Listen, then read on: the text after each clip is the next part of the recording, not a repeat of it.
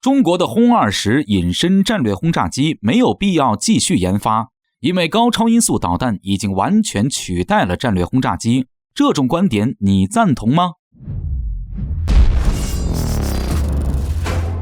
各位老铁们，大家好，欢迎收看本期迷彩虎，我是虎哥。随着中国高超音速武器的陆续问世，有着相当一部分的网友认为，目前中国的高超音速武器系统完全可以代替战略轰炸机的职能执行作战任务。因此，虽然中国空军的轰20隐身战略轰炸机迟迟未见踪影，但是其已经被高超音速导弹所取代。我军对于新一代的战略轰炸机的需求就显得没有那么必要了。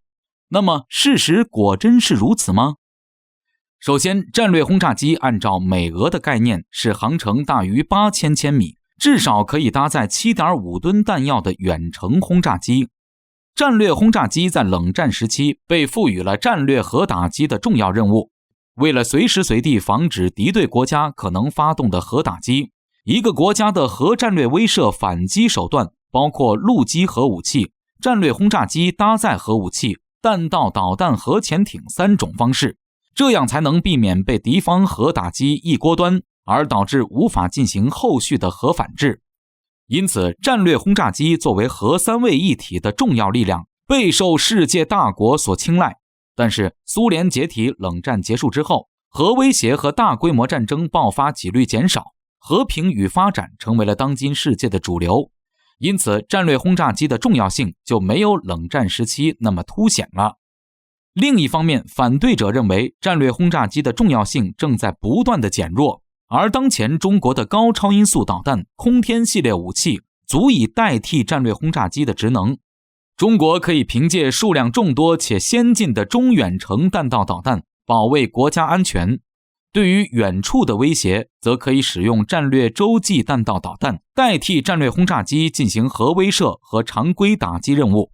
而且弹道导弹的速度远比战略轰炸机飞得快，可以释放假弹头，甚至可以机动变轨，以规避敌方防空系统的拦截。而这一点恰恰是战略轰炸机无法做到的。因此，现在到将来的一段时间，中国军队对于战略轰炸机的需求也不迫切。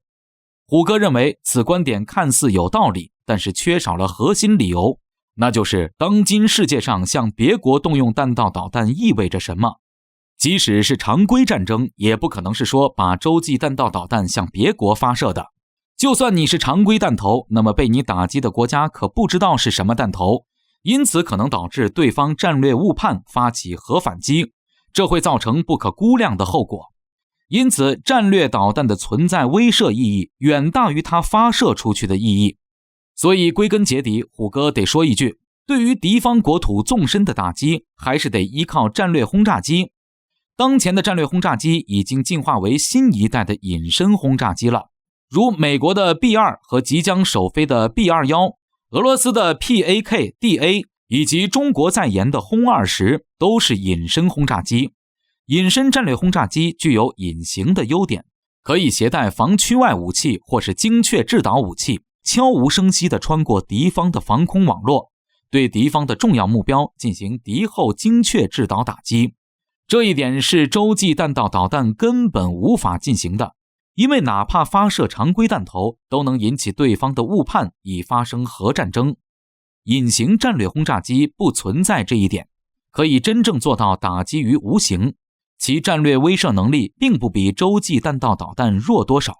而且目前争相讨论的所谓轨道轰炸机，虽然可以快速突防敌方防空体系，但是仍然具有载弹量少、无法隐身、维护费用、数量等因素显著影响。哪怕是早就研发 X-37B 空天武器的美国，也选择了战略轰炸机作为美国空中核打击力量的主力。不仅如此，美国目前还打算使用新一代的 B21 隐形战略轰炸机代替老旧的 B2 隐形战略轰炸机。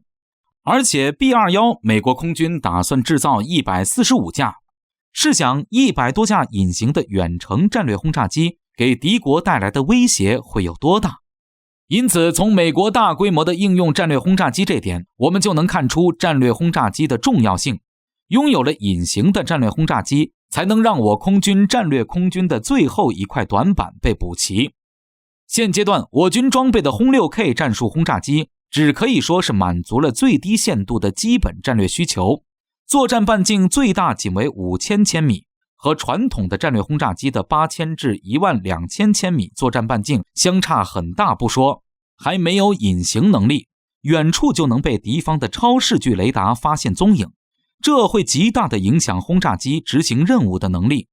因此，一款最大航程能够达到10000千米，具有隐身打击能力的轰炸机，将会是我空军手中的一把利剑，将极大地提升空军的战略威慑能力。